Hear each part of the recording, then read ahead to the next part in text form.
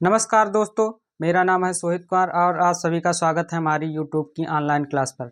हम पढ़ रहे हैं साइंस। साइंस के अंतर्गत बायोलॉजी में हमने देख लिया था पाचन तंत्र। पाचन तंत्र को ही आज आगे बढ़ाते हैं।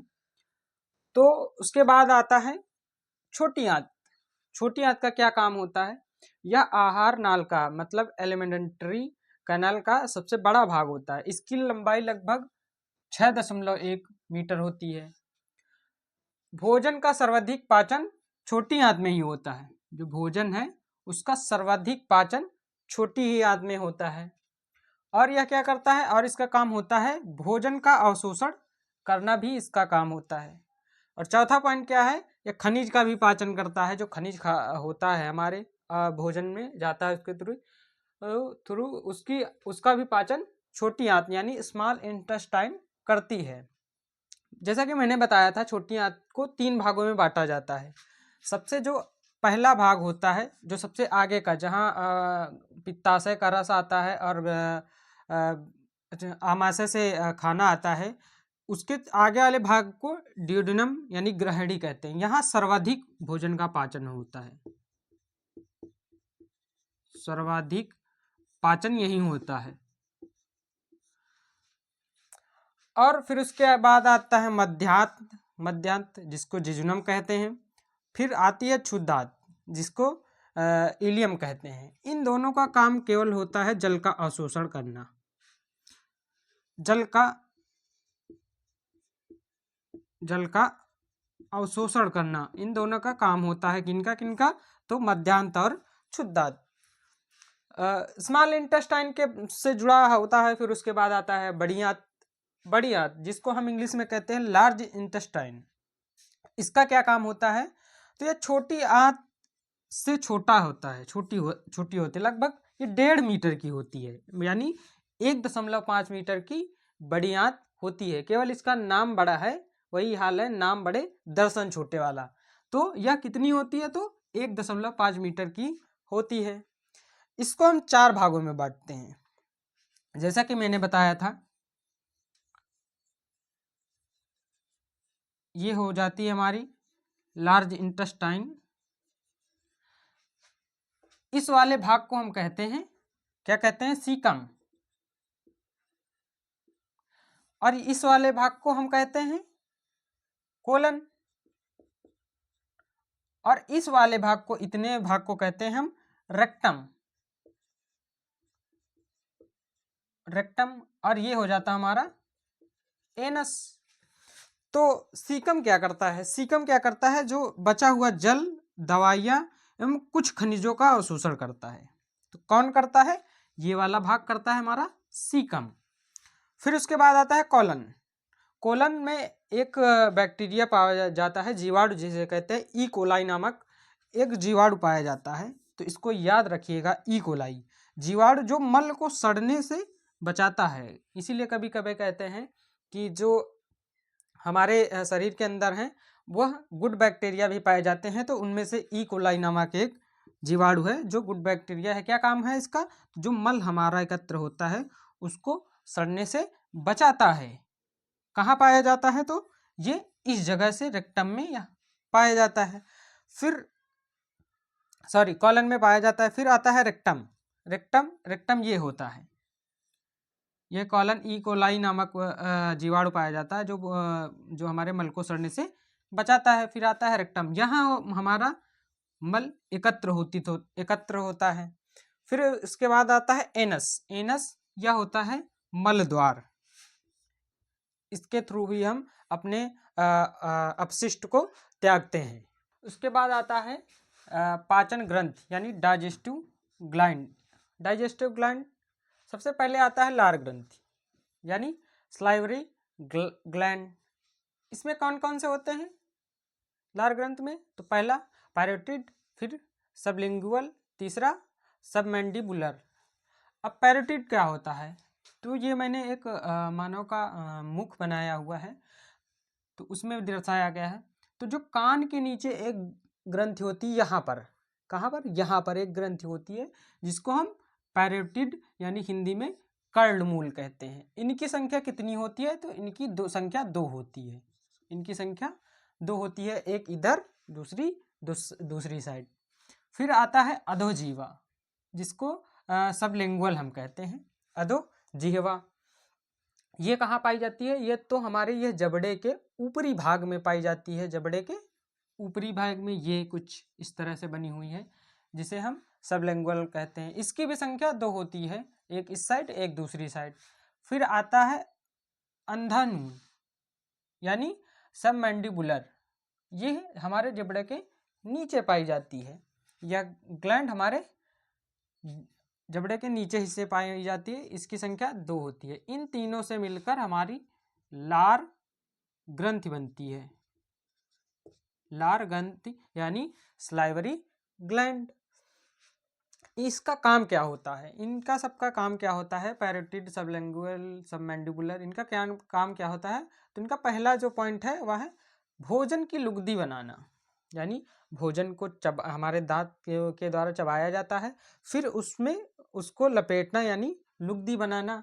और दूसरा क्या है कि भोजन में जल संतुलन, जो हम भोजन खा रहे हैं या कभी कभी हम खाते हैं कि ज़्यादा सूखा हो जाता है, ज़्यादा सूखी चीज़ खाते हैं, तो जो हमारी लार ग्रंथि होती है ये तीनों उसको क्या करती हैं? उसको एक जल संतुलन में पूर्ण करती हैं, यानी उसकी एक लार टाइप में घोलती हैं।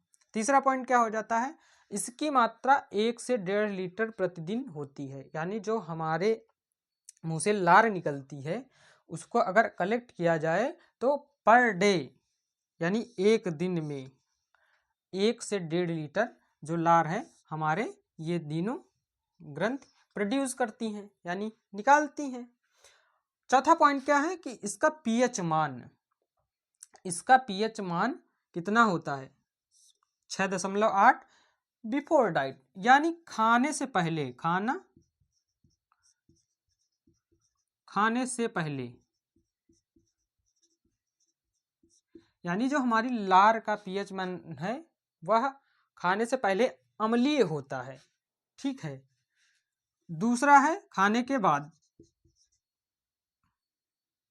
खाने के बाद, खाने के बाद इसका हो जाता है क्षारीय हो जाता है, यानी 7.4 हो जाता है इसका पीएच मान। ये दोनों याद रखिएगा, ये पूछता है एग्जाम में।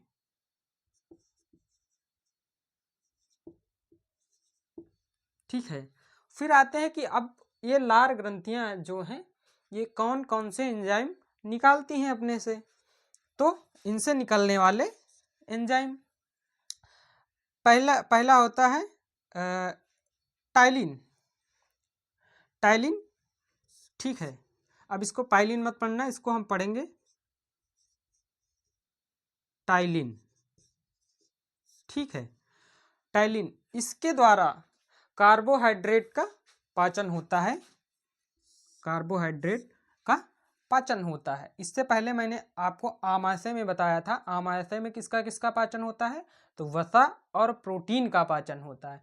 इसीलिए जब पूछा जाता है कि भोजन का पाचन शुरू कहाँ से होता है, तो इसीलिए हम ऑप्शन देते हैं मुंह से, क्योंकि यहाँ से कार्बोहाइड्रेट का पाचन शुरू हो जाता है। कार्बोहाइड्रेट मीन्स स्टार्च, जो स्टार्च है वह माल्टोज में कन्वर्ट हो जाता है, माल्टोज में टूट जाता है। इसीलिए भोजन का जो प्रथम पाचन होता है, भोजन का प्रथम पाचन मुंह में होता है,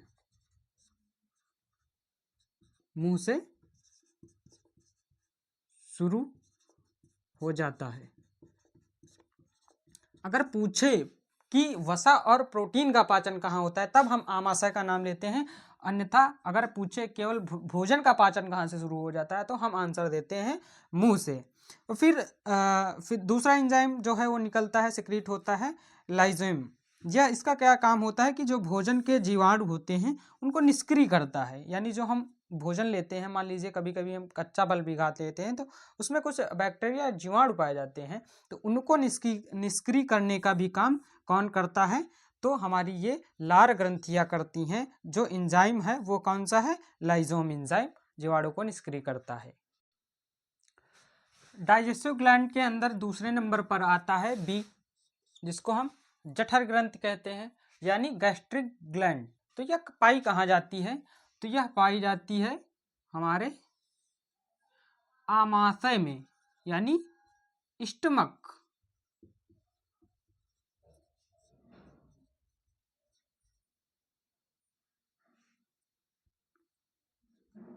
स्टमक में कुछ इस प्रकार या जठर ग्रंथि पाई जाती है। ठीक है, इससे 4 प्रकार के एंजाइम निकलते हैं। पहला हो जाता है पेप्सिन, दूसरा रेनिन, तीसरा लाइपेज, चौथा HCl। अब जानते हैं कौन से एंजाइम क्या काम करते हैं। तो सबसे पहले पेप्सिन एंजाइम। पेप्सिन एंजाइम क्या करता है? जो प्रोटीन होती है उसको पेप्टोन में तोड़ता है, यानी प्रोटीन का पाचन करता है पेप्सिन एंजाइम की तरह। पेप्सिन एंजाइम के द्वारा पाचन होता है। जानते हैं कि हम आमाशय में 2 प्रोटीन और वसा का पाचन होता है। और फिर दूसरा एंजाइम कौन सा है? रेनिन। तो रेनिन एंजाइम का काम क्या होता है? यह दूध को दही बनाने के काम में आता है। यह 8 वर्ष तक के बच्चों में दूध का पाचन करवाता है। जो रेनिन एंजाइम है यह केवल 8 वर्ष तक ही निकलता है हमारे ग्लैंड के द्वारा, उसके बाद स्रावित नहीं होता है। तो यह जो केसिन है, केसिन एक तरह का मिल्क प्रोटीन होता है। मिल्क प्रोटीन होता है, और उसको पैराकाइसिन यानी कर्ड, जिसको हम बोलते हैं दही में बदलता है। इसीलिए जब देखा होगा कि बच्चा जो ऐसे ही दूध पीता है, नवजात बच्चा होता है, वो जैसे ही दूध पीता है वह आमाशय तक जा नहीं पाता है, उससे पहले ही दही में कन्वर्ट हो जाता है। देखते होंगे कि जब वो वॉमिटिंग यानी उल्टी करता है तो दूध न निकलकर दही के रूप में निकलता है। तो इसीलिए यह 8 वर्ष तक के बच्चों में पाया जाता है। फिर तीसरा एंजाइम हो जाता है लाइपेज एंजाइम। इसका काम क्या होता है? जो फैट होती है यानी वसा को किस में तोड़ता है? ट्राइग्लिसरॉल में तोड़ देता है। इसीलिए कहते हैं कि जो आमाशय होता है उसमें किसका प्रोटीन और वसा का पाचन होता है, यानी फैट का पाचन होता है। किन किन एंजाइम द्वारा? तो वसा का पाचन होता है लाइपेज, याद रखिएगा। और जो प्रोटीन होता है, प्रोटीन किसके द्वारा? तो पेप्सिन एंजाइम द्वारा प्रोटीन का पाचन होता है। फिर चौथा आता है हाइड्रोक्लोरिक एसिड यानी HCl, जिसको हम शॉर्ट में कहते हैं हाइड्रोक्लोरिक अम्ल। अब इसका काम क्या होता है? तो इसका जो सब pH मान होता है 1.4 होता है, यानी बहुत ही अम्लीय होता है। इसीलिए मतलब अम्लीय होता है, जैसे एसिड जैसे जलता है उस तरह से होता है। इसका pH मान लगभग 1.4, बहुत ही अम्लीय होता है। इसीलिए जब देखते होंगे कि हमें कभी कभी अगर उल्टी आती है, वोमिटिंग, तो हमारा जो मुंह है वह लार से भर जाता है। क्यों भर जाता है? कि जो हमारे आमाशय का एसिड है वह बाहर आए तो उसके थ्रू जो हमारा मुंह है वह ना जले। इसीलिए हमारा मुंह उल्टी आने से पहले जो लार से भर जाता है। दूसरा पॉइंट क्या है इसका? कि भोजन को गलाता है। आमाशय में जब भोजन जाता है तो उसको गलाने का काम HCl का होता है। और क्या करता है HCl? तो यह भोजन को अम्लीय बनाता है, यानी भोजन को एसिडिक करता है, जिससे कि वह टूट सके आसानी से। चौथा पॉइंट क्या हो जाता है? भोजन को सड़ने से भी बचाता है। जब एसिडिक हो जाता है तो जाहिर सी बात है वह सड़ने से बच जाएगा। और क्या काम होता है? कि सड़ने से बचाता है। और अगला पॉइंट क्या है? कि जीवाणुओं को नष्ट करता है। HCl जो है वह जीवाणुओं को भी नष्ट करता है। यह था हाइड्रोक्लोरिक एसिड के काम। फिर उसके बाद आते हैं यकृत, जिसको हम इंग्लिश में लीवर कहते हैं, यकृत को हम यकृत के अलावा दो नामों से और जानते हैं। कभी कभी हम इसको जिगर या कलेजा, ये दोनों नाम से भी इसे जानते हैं। आइए जानते हैं इसका क्या काम होता है और इसके कौन कौन से अंग होते हैं। तो सबसे पहले इसके अध्ययन को, यानी लीवर के अध्ययन को हम अगर जो डॉक्टरी करते हैं उसको हम हिपैटोलॉजी कहते हैं। इसके अध्ययन को हम हिपैटोलॉजी कहते हैं। वजन इसका 1 से 1.5 किलो होता है। संख्या इसकी 1 होती है। ये देखो मैंने कुछ बनाया हुआ है, ये हो जाता है आमाशय और ये हो जाता है आपका लीवर। इसकी संख्या 1 होती है, परंतु यह दो लोब देखा होगा आपने कभी, तो यह दो लोब में ऐसे बटा होता है। लीवर संख्या 1 होती है और लोब 2। वजन इसका 1 से 1.5 किलो हो जाता है। रंग इसका गहरा भूरा या धूसर, रंग इसका गहरा भूरा या धूसर। धूसर किसे कहते हैं? आपने मिट्टी का घड़ा देखा होगा है, जब वह पक जाता है पूरी तरह से तो वह गहरे भूरे रंग का यानी धूसर रंग का हो जाता है। तो इसका रंग हो गया धूसर या गहरा भूरा। संख्या इसकी 2 हो जाती है। आवरण सबसे महत्वपूर्ण होता है। इसके आवरण को क्या कहते हैं? तो इसके आवरण को पेरिटोनियम झिल्ली कहते हैं, जिसमें यह होता है। यह किसकी बनी होती है? तो यह एपिथेलियल टिश्यू की बनी होती है। इसको दो नामों से और जानता है, जिसे हम उपनाम कहते हैं, केमिकल फैक्ट्री या जैव रासायनिक प्रयोगशाला। कभी कभी पूछ लेता है कि यकृत या लीवर का और क्या नाम होता है, ऑप्शन में दे देगा जैव रासायनिक प्रयोगशाला, नहीं तो दे देगा या केमिकल फैक्ट्री। तो इसके 2 उपनाम हो जाते हैं। और क्या हो जाता है, इसमें कोशिकाएं कौन कौन सी होती हैं और किन कोशिकाओं का सब क्या काम होता है? एक होती है हिपैटिक सेल। हिपैटोलॉजी से ही जुड़ा हुआ शब्द हिपैटिक सेल। इसका काम क्या होता है? हिपैटिक जो सेल होती है उसका सर्वाधिक विभाजन होता है, यानी लीवर अगर की रीजनरेशन सब सिस्टम सबसे तेज होता है। रीजनरेशन यानी लीवर को चोट लग जाए या उसको क्षति हो जाए, उसको पुनः निर्माण करने की शक्ति सबसे ज़्यादा लीवर के पास होती है। या मैंने आपको पिछली क्लास में भी बताया था, जो रीजनरेशन की शक्ति होती है लीवर में सबसे तेज होती है। कौन से सेल के द्वारा? तो हिपैटिक सेल के द्वारा। दूसरे नंबर पर रीजनरेशन की क्षमता सबसे ज़्यादा किसकी होती है? तो मैंने बताया था आपको, जिह्वा यानी टंग।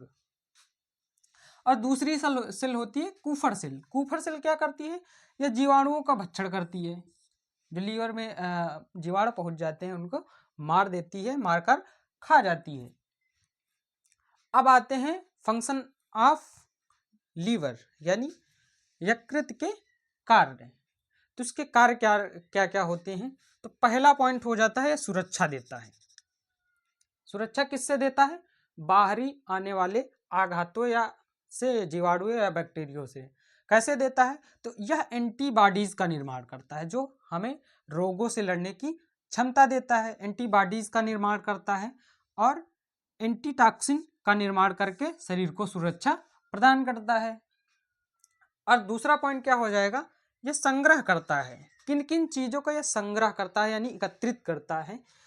तो कोलाइजन का संग्रह करता है, विटामिन A2, 6 और vitamin B1, B2, B6, B9, BA क्या होता है? यह फोलिक एसिड होता है।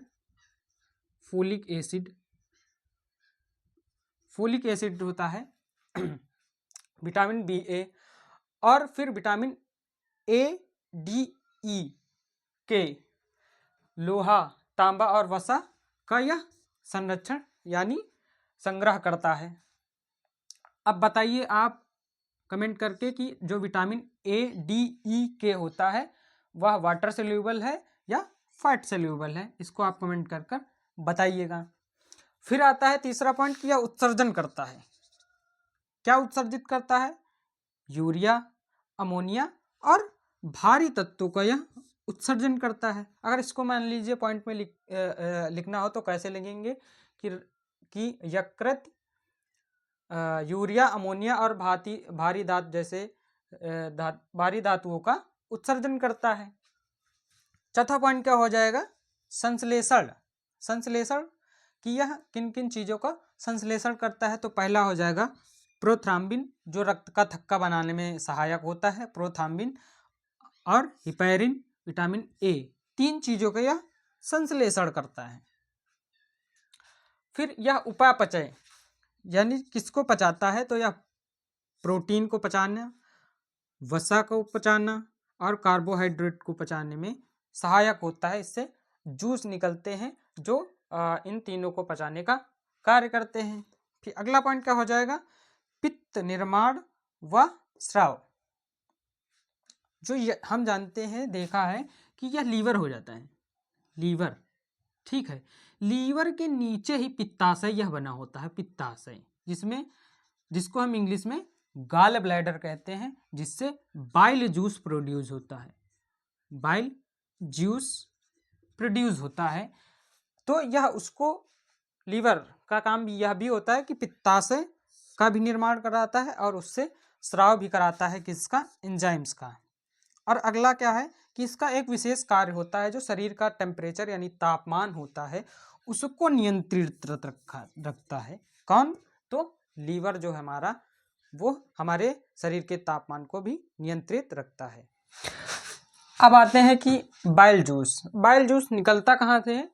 तो यह गॉल ब्लैडर यानी पित्ताशय से निकलता है और वहीं जाके स्टोरेज होता है। अब इसका निर्माण करवाता कौन है? जैसा कि मैंने बताया है, इसका निर्माण और स्राव दोनों कौन करवाता है? तो लीवर यानी यकृत के द्वारा होता है।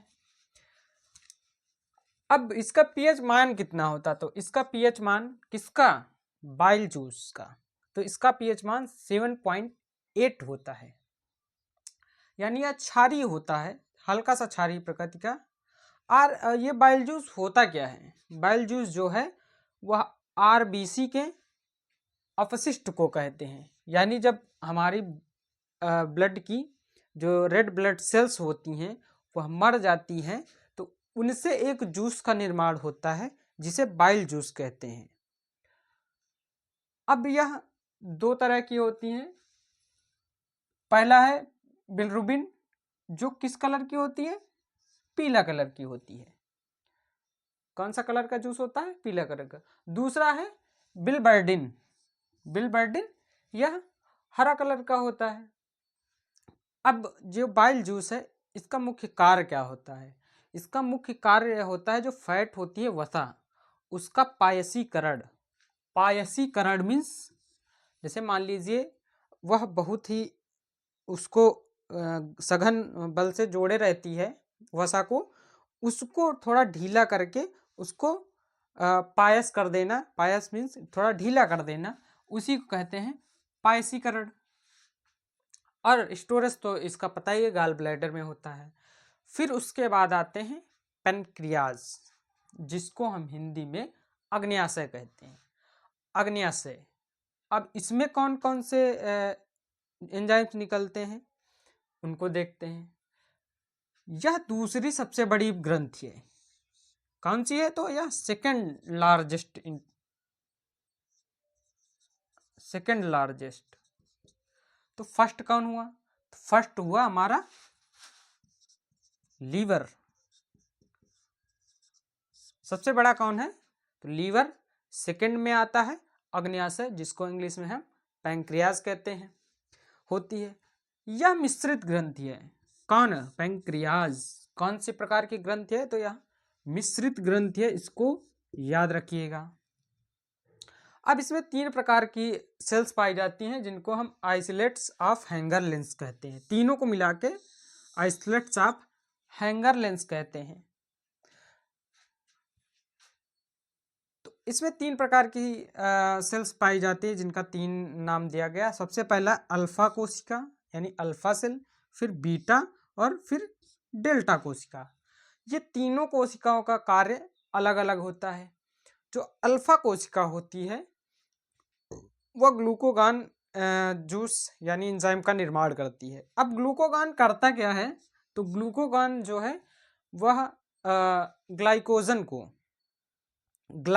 को ग्लूकोज में परिवर्तित करते हमारे शरीर को ऊर्जा देता है। यानी जो हमारे शरीर में ग्लाइकोजन होता है उसको तोड़कर ग्लूकोज के रूप में, जब ग्लूकोज के रूप में टूट जाती है जिससे हमें ऊर्जा मिलती है।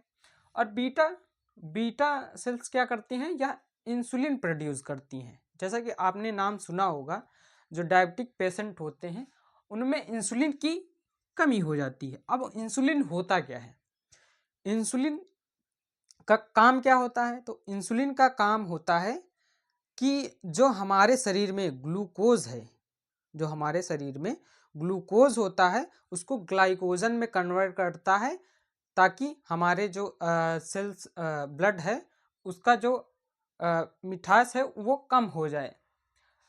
तो इंसुलिन का काम होता है कि ग्लूकोज को ग्लाइकोजन में कन्वर्ट करना। और ग्लूकोगान का उसका जस्ट अपोजिट होता है कि यह ग्लाइकोजन को ग्लूकोज में कन्वर्ट करता है। इसीलिए इन दोनों का बैलेंस रहना बहुत ही आवश्यक होता है।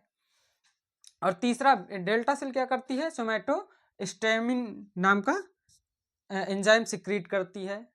डेल्टा सेल जो होती है किसकी, पैंक्रियाज की। अब इंसुलिन के बारे में और 2-3 पॉइंट जान लेते हैं। इसकी खोज किसने की थी, तो इसकी खोज बेस्ट एवं बैटिंग नामक 2 वैज्ञानिकों ने की थी। किन्होंने, तो बेस्ट और बैटिंग।